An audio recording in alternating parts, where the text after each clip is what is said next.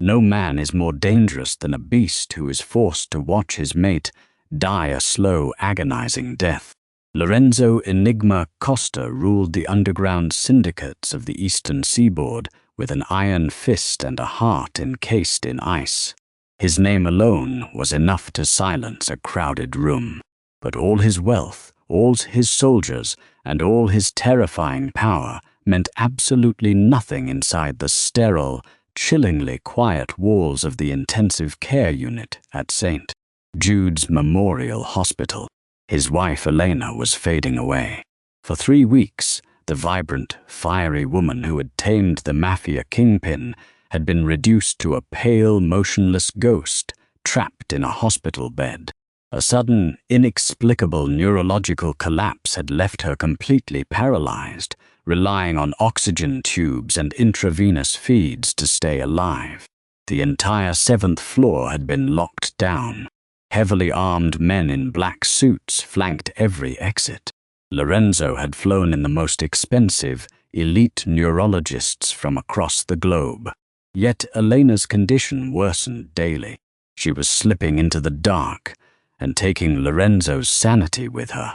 It took one sharp, uncompromising trauma nurse with a dark past to uncover the sinister, invisible execution happening right under the devil's nose. The air in room 714 was thick enough to choke on. The rhythmic, mechanical hissing of Elena's ventilator was the only sound piercing the heavy silence. Lorenzo stood by the window, a monolithic figure of barely restrained violence. He wore a tailored, 3-piece charcoal gray suit, the pristine white shirt underneath unbuttoned at the collar. Intricate, dark ink, tribal and geometric tattoos that told stories of blood, loyalty, and dominance crept up from his chest, covering his neck and wrapping around his knuckles. He looked out over the city skyline, but his dark, predatory eyes saw nothing but the reflection of his dying wife. "Explain it to me again." Lorenzo's voice was a low, guttural rumble that vibrated through the floorboards. Behind him, Dr. Harris and Dr. Vance, 2 of the highest-paid medical consultants in the country, exchanged a nervous, terrified glance. "Mr. Costa, Doctor," Harris began, his voice trembling slightly as he adjusted his wire-rimmed glasses. "As we discussed, Mrs. Costa is suffering from a rapid-onset, aggressive demyelinating syndrome. Her nervous system is failing to transmit signals. We are providing her with maximum supportive care and high-calorie total parenteral nutrition, the TPN bags, to maintain her physical mass, but she is rotting away while you pump her full of fluids," Lorenzo snapped, turning slowly. The sheer, suffocating menace in his posture made the 2 doctors physically shrink back. He walked to the edge of the bed, his heavily tattooed hand gently, reverently brushing a strand of hair from Elena's pale, motionless face. "I pay you millions. I gave you a blank check to fix her, and you are telling me she is just shutting down." "We are doing everything medically possible, sir, Doctor," Vance stammered. "Do better," Lorenzo whispered, his eyes flashing with a lethal darkness. The 2 heavily muscled bodyguards standing at the perimeter of the room subtly shifted their weight, their hands drifting closer to the concealed weapons under their black suit jackets. "Because if her heart stops, I will personally ensure that neither of yours take another beat." From the doorway, Nurse Clara Hayes watched the exchange. Clara was not a woman easily intimidated by wealth, arrogance, or the threat of violence. At 28, she had spent 4 grueling years as a trauma nurse in a war zone before returning to civilian life. She had stitched up cartel members and pulled shrapnel out of soldiers. She knew exactly who Lorenzo Costa was, and unlike the trembling doctors, she wasn't paralyzed by his reputation. She was, however, deeply disturbed by Elena Costa's medical charts. "Excuse me, gentlemen," Clara said, her voice sharp and steady, cutting through the toxic tension in the room. She walked in, her blue scrubs crinkling softly. Her dark hair was pulled up into a messy bun, secured haphazardly with a pen, a testament to her 14-hour shift. Lorenzo's dark eyes locked onto her. The intensity of his stare was physical, like a heavy weight pressing against her chest, but Clara didn't flinch. She snapped on a pair of latex gloves and moved directly to the IV stand. "You're raising the ambient stress in the room, Mr. Costa," Clara said coldly, checking the monitors. "Her blood pressure spikes when there's hostility nearby. If you want her to survive, you need to back off the medical staff." The two doctors gasped, waiting for the Mafia boss to execute the audacious nurse on the spot. Lorenzo froze. He stared at the woman in the blue scrubs, his jaw ticking. He looked at the monitor, seeing the slight, erratic flutter in Elena's heart rate, and slowly stepped back, resting his hands heavily on the metal railing at the foot of the bed. "Check her vitals," Lorenzo commanded, his voice tight. Clara ignored the doctors and went about her work, but as she checked the lines connecting the TPN fluid to Elena's central port, her finely tuned instincts flared. Something was profoundly wrong. Paralytic neurodegeneration usually presented with specific protein markers in the blood. Elena had none. Instead, she had an incredibly suppressed respiratory drive and profound muscle flaccidity, mimicking a coma. It didn't look like a disease. To Clara's trained, war-hardened eyes, it looked like a chemically induced state. "I need to run a fresh metabolic panel," Clara announced. "We just ran one yesterday, Nurse Hayes." "It's unnecessary, Doctor," Aris interjected, moving forward to block her. Clara narrowed her eyes. "Her skin turgor is off, Doctor. I'm running the panel." Before the doctor could protest further, Clara drew a vial of blood from the port, tagged it, and marched out of the room. That night, when the ward was completely silent, Clara didn't go home. She slipped into the basement pathology lab. She bypassed the standard requisition protocols and ran Elena's blood through the mass spectrometer herself. She waited in the hum of the fluorescent lights, drinking bitter coffee, until the machine spat out the complex chemical breakdown. Clara's blood ran completely cold. Buried deep in the results, masked brilliantly by the high lipid content of the TPN nutrition bags, was a trace synthetic compound. Succinylmethonium chloride, a powerful paralytic muscle relaxant, synthesized with a heavy neuroinhibitor. It wasn't a disease. Elena wasn't dying from a natural syndrome. She was being systematically microdosed into a permanent paralytic coma. Someone was poisoning her, keeping her trapped inside her own body while she slowly suffocated to death. And the only way the poison could be administered continuously without setting off alarms was if it was being mixed directly into her custom TPN nutritional bags. The bags that were ordered and signed off by Dr. Aris and Dr. Vance. Clara bolted from the lab. She needed to secure the next batch of TPN bags stored in the secure refrigeration unit before the morning feed. As she sprinted up the back stairwell, she heard hushed, urgent voices echoing from the landing above. Clara pressed herself against the concrete wall, holding her breath. "It's taking too long," a raspy, harsh voice hissed. Clara recognized it immediately. It was Matteo, Lorenzo's underboss, and supposedly his most loyal friend. "The microdosing is designed to be undetectable, Matteo, Doctor." Aris's voice replied, sounding frantic. "If we increase the dosage of the paralytic, her heart will stop immediately, and the coroner will find the toxicity. You promised us immunity, and the 2 million if we made it look like a natural neurological collapse." "Lorenzo is distracted, but he is becoming unpredictable," Matteo growled. "If Elena dies naturally, he breaks. He steps down to mourn, and I take over the syndicate. But if he finds out she's being poisoned, he will butcher us all.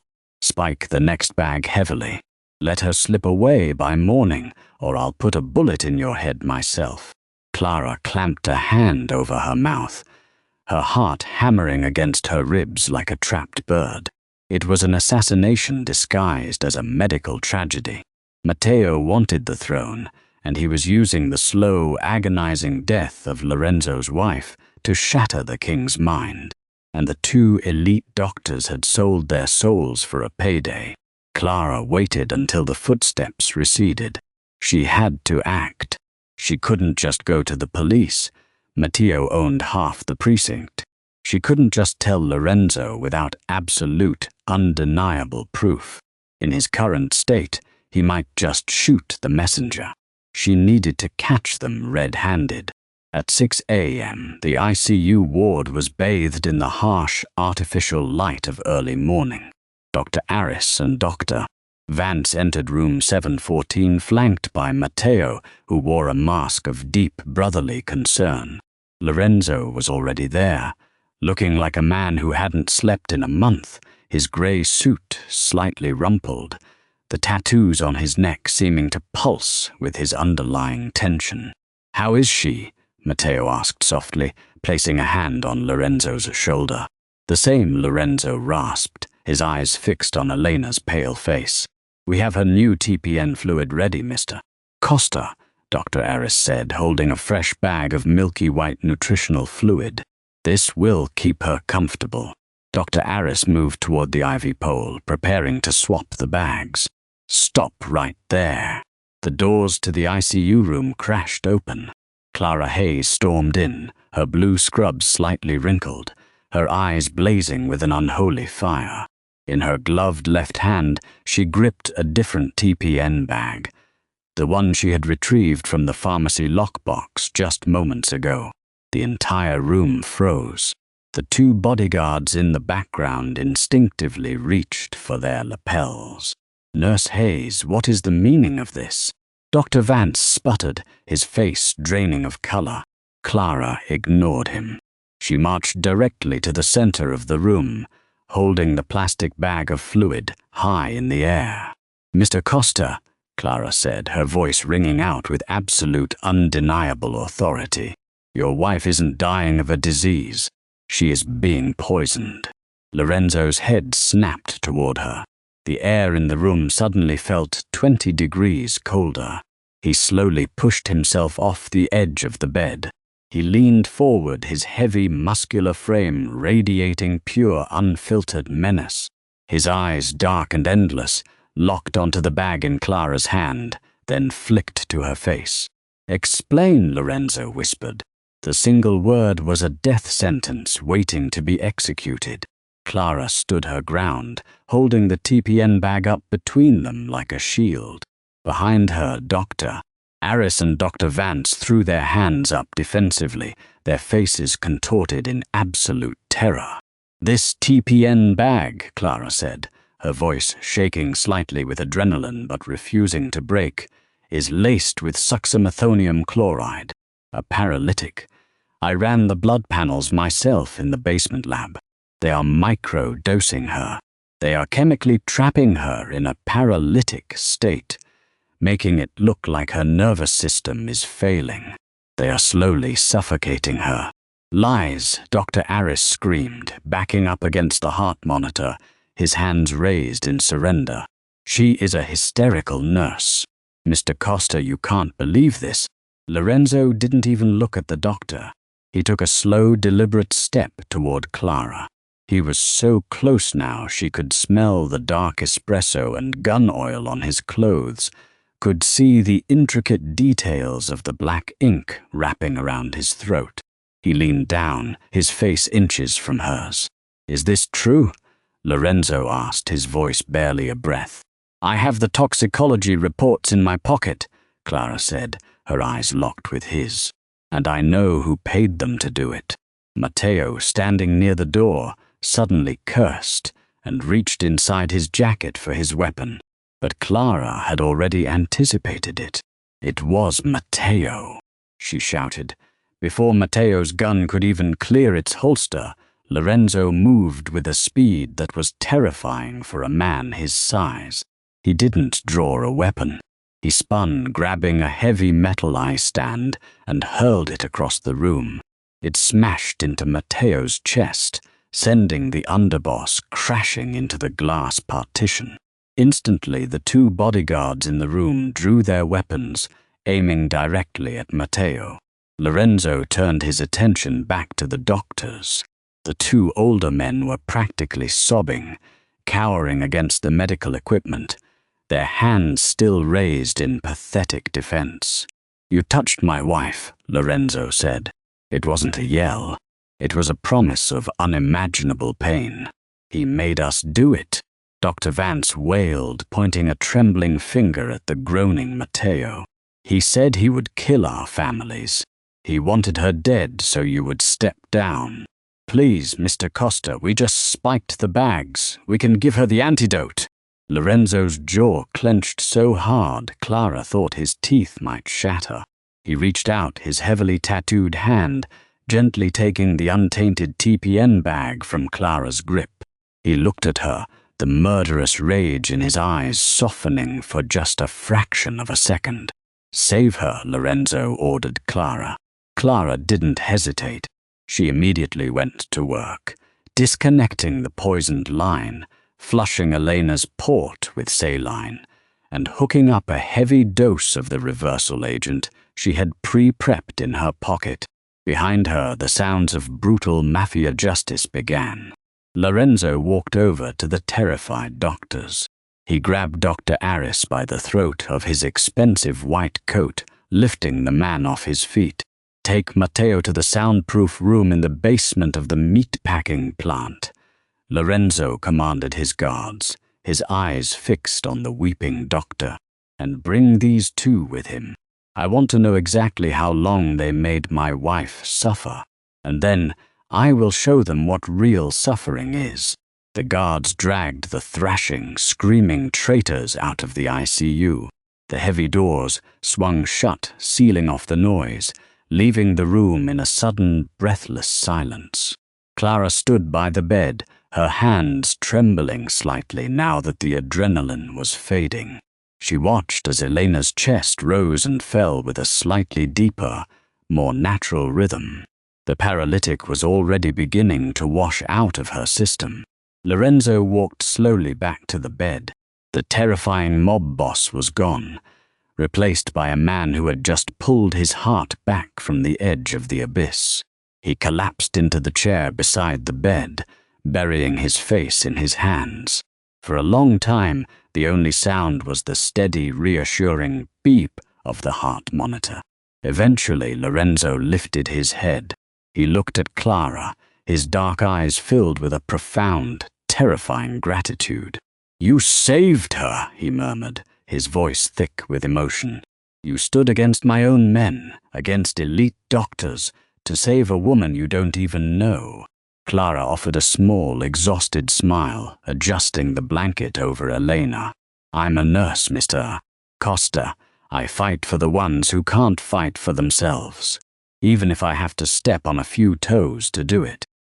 Lorenzo stood up, buttoning his suit jacket, the tattoos on his neck shifting with the movement. He stepped close to her, his towering presence overwhelming, but no longer threatening. "You didn't just step on toes, Clara. You saved my empire. You saved my soul."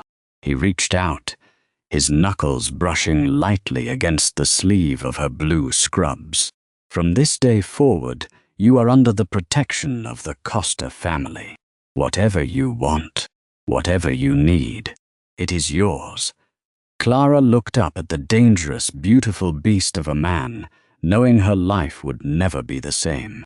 She had walked into a hospital room to do her job, and had accidentally earned the fierce, unyielding loyalty of the most dangerous man in the city.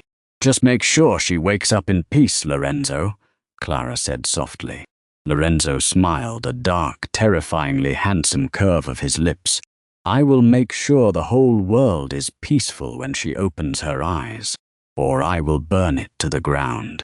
The fallout of a Mafia king's wrath was never clean. It was a torrential storm of blood, paranoia, and shifting allegiances. By 9 a.m., the private waiting room of the St. Jude's intensive care unit had been transformed into a makeshift tribunal.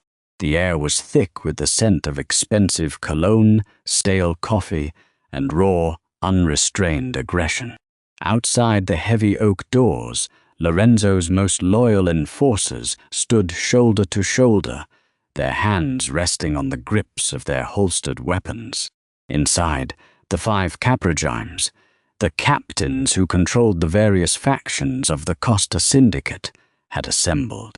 These were dangerous, hardened men, accustomed to violence and power, and right now they were mutinous. Word had spread through the underworld like wildfire. Lorenzo Costa, blinded by grief and paranoia over his dying wife, had snapped. He had ordered the brutal kidnapping of 2 prominent civilian doctors and, more egregiously, had arrested his own underboss, Matteo. In the ruthless hierarchy of the Mafia, moving against a made man of Matteo's stature without public proof was an act of tyranny. It was the kind of instability that invited rival families, like the Ran Bratva or the Albanian syndicates, to strike. "This is madness, Lorenzo," Silas, the oldest and most influential capo, growled. He paced the length of the Persian rug, his bespoke suit pulling tight across his broad shoulders. "We bleed for you. We kill for you. But you cannot simply disappear, Matteo, based on the word of some civilian nurse. The men are talking. They think your wife's illness has broken your mind." Lorenzo sat in a high-backed leather armchair at the head of the room. He had not changed his clothes. The charcoal grey suit was now visibly stained with small flecks of blood, the doctor's blood. He slowly wiped his tattooed knuckles with a black silk handkerchief, his expression completely unreadable. "My mind," Lorenzo said, his voice a low, vibrating hum that commanded instant silence, "has never been clearer." In the corner of the room, standing quietly by the window, was Clara. She had refused Lorenzo's offer of an armed escort home. She needed to see this through. She needed to know that the men who had orchestrated the slow, agonizing torture of a helpless woman were eradicated. She stood with her arms crossed, her blue scrubs swapped for a simple black sweater and dark jeans provided by Lorenzo's men. She watched the wolves circle their king, completely unfazed by the lethal men in the room. "Bring him in," Lorenzo commanded quietly. The double doors opened. 2 massive enforcers dragged Matteo into the room, tossing him onto the floor. The underboss was a mess. His designer suit was torn, his face heavily bruised, and his breathing was ragged. "Lorenzo," Matteo coughed, spitting a glob of blood onto the pristine carpet. He looked up at the capos, playing his final desperate card. "Brothers, look at what he's doing. He's listening to a frantic, delusional bitch of a nurse. Elena is dying of a disease, and Lorenzo is looking for ghosts. If you let him do this to me, which one of you is next?" A tense murmur rippled through the capos. Hands subtly drifted toward the insides of their jackets. The tension was a razor's edge, seconds away from erupting into a full-blown shootout. Clara stepped forward from the shadows. The sudden movement drew the eyes of 6 armed, highly dangerous killers. "She wasn't dying of a disease," Clara said, her voice echoing with military precision. "She didn't shrink under their predatory gazes. She was being pumped full of succinylmethonium chloride, a paralytic. Your underboss paid $2 million to have her suffocated inside her own body, drop by drop, so you wouldn't find any trauma markers." Silas sneered, stepping toward Clara. "And we are supposed to take the word of a hospital maid." Lorenzo stood up. The sheer, towering menace radiating from him forced Silas to freeze in his tracks. "You will speak to Nurse Hayes with the utmost respect, Silas," Lorenzo whispered, his eyes dark and hollow, "or I will tear your tongue out." Lorenzo reached into his pocket and pulled out a heavy, encrypted tablet. He tossed it onto the glass coffee table. "You want proof? Here is your proof." He pressed play. The high-definition video filled the screen, showing the freezing, dimly lit interior of a meatpacking locker. Hanging by their wrists from steel meat hooks were Dr. Aris and Dr. Vance. They were weeping, shivering, and bleeding. It was Matteo. Dr. Aris's recorded voice shrieked, echoing through the waiting room. "He approached us 2 months ago. He routed the money through a Cayman shell corporation. He gave us the synthetic paralytic. He said if we didn't do it, he would butcher our children. He wanted her to die slowly so Lorenzo would step down and hand the family over to him. Please God, we just followed his orders." The audio continued, detailing exact dates, account numbers, and drop-off locations for the chemicals. It was damning, irrefutable, and absolute. The capos stared at the screen. The mutinous energy in the room instantly evaporated, replaced by a cold, unified, and murderous fury. Betraying the Don was a crime, but torturing the Don's wife, a woman who had treated many of these men like family, was an unforgivable sin. Matteo scrambled backward, his eyes wide with absolute terror. No, they're lying. He tortured them into saying that. "Lorenzo, we grew up together. We bled in the streets together." Lorenzo walked slowly across the room. He didn't yell. He didn't scream. The calmness with which he moved was infinitely more terrifying. He stood over Matteo, looking down at the man he had once considered a brother. "You sat at my dinner table, Matteo," Lorenzo said softly. "You looked my wife in the eye, and you smiled knowing you were freezing her lungs." Lorenzo unholstered his custom, matte black 1911 pistol, but he didn't aim it at Matteo. Instead, he turned and handed the heavy weapon to Silas, the capo who had doubted him just moments before. "He is no longer my brother," Lorenzo declared, his voice ringing with absolute finality. He broke the oath.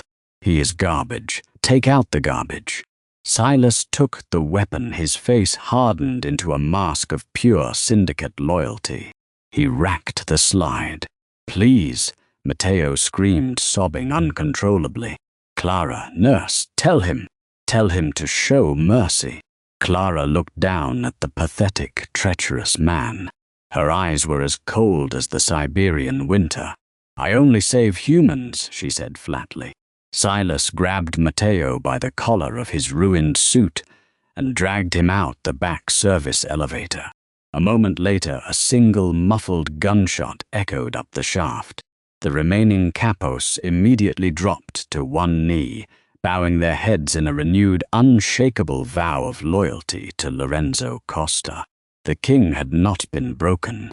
He had been forged into something much, much darker. 3 days later, the sterile, oppressive atmosphere of room 714 had entirely vanished. The heavy blackout curtains had been drawn back, allowing the golden afternoon sunlight of the city to flood the room. The terrifying, incessant beeping of the life support machines was gone, replaced by the soft, rhythmic hum of a standard heart monitor. Clara stood by the bed, expertly adjusting the flow of a simple, hydrating saline drip. Lorenzo sat in his usual chair, but his posture was completely transformed. The crushing weight of impending grief had lifted. He leaned forward, his large, tattooed hands gently holding the pale, fragile fingers of his wife. Slowly, as if fighting through a deep, heavy fog, Elena Costa's eyelashes fluttered. Lorenzo stopped breathing. Elena's dark eyes opened. They were blurry at first, darting around the room until they finally locked onto the man sitting beside her. The suffocating paralysis that had trapped her in the dark for 3 weeks was completely gone. She squeezed his hand. It was a weak, trembling grip, but to Lorenzo it was the strongest force on earth. "Lorenzo," Elena rasped, her throat dry and unused. Lorenzo pressed his forehead against their joined hands, a single silent tear escaping his dark eyes and trailing down his cheek. He kissed her knuckles, her wrist, her palm. "I'm here, Mia Regina," he whispered, his voice cracking with profound emotion. "I am right here. You are safe." Elena took a deep, shuddering breath, the oxygen filling her lungs perfectly. Her mind was sharp, despite the physical weakness. She remembered the darkness. She remembered being trapped, hearing the voices of the doctors, feeling her body fail. "Who did it?" she asked, her voice laced with the fiery, indomitable spirit that had made Lorenzo fall in love with her in the first place. "They are gone," Lorenzo replied, his eyes darkening for a fraction of a second. "Matteo, the doctors. I wiped their existence from the earth." Elena nodded slowly, accepting the brutal reality of their world. Then, her eyes shifted past her husband to the woman standing quietly at the foot of the bed. "And who is this?" Elena asked. Lorenzo turned, looking at Clara with a reverence that he usually reserved only for his wife. "This is Clara Hayes. She is the one who saw through the lies. She stood down Matteo, and she stood down me. She pulled you out of the dark, Elena." Elena looked at Clara. The Mafia queen and the war-hardened trauma nurse shared a long, silent look. No words were needed. It was an instant, unbreakable recognition of mutual strength. "Thank you, Clara," Elena whispered softly. "You have my life and my loyalty." Clara smiled warmly. "Just focus on getting your strength back, Mrs. Costa. Your husband has been an absolute nightmare to deal with." Elena actually laughed, a weak, beautiful sound that brought light back into Lorenzo's eyes. "I can only imagine." 6 months later, the ribbon-cutting ceremony for the newly constructed Elena Costa wing of advanced neurological and trauma care at St. Jude's Hospital was a highly exclusive affair, funded by a massive, untraceable $10 million donation from the Costa family. The wing was the most technologically advanced, heavily secured medical facility on the East Coast. It had private elevators, bulletproof glass, and a staff that had been vetted with the same rigorous scrutiny as Mafia soldiers. Standing at the podium, looking out over the crowd of elite doctors, politicians in Lorenzo's pocket, and high-ranking syndicate members, was Clara Hayes. She no longer wore the rumpled blue scrubs of an exhausted, overworked nurse. She was dressed in a sharp, impeccably tailored black designer suit, her dark hair styled sleekly over her shoulders. She radiated authority, intelligence, and danger. Lorenzo and Elena Costa stood in the front row. Elena was vibrant, healthy, and fiercely beautiful, leaning comfortably against her towering, fiercely protective husband. Clara was no longer just a nurse. She had been appointed as the director of operations for the new wing, but in the underworld, her title was something much more potent. She was the Costa family's chief medical officer, their fixer, and the ultimate gatekeeper between their violent world and the sanctuary of healing. She had walked into a war zone of a hospital room expecting to lose a patient. Instead, she had gained an empire. As Clara finished her speech to a round of thundering applause, Lorenzo caught her eye. The Mafia boss gave her a slow, respectful nod, an acknowledgement of an equal. Clara Hayes smiled, stepping down from the podium. She had survived war zones in the desert, and now she ruled the war zone of the city. The devil had found his guardian angel, and heaven help anyone who ever tried to cross her.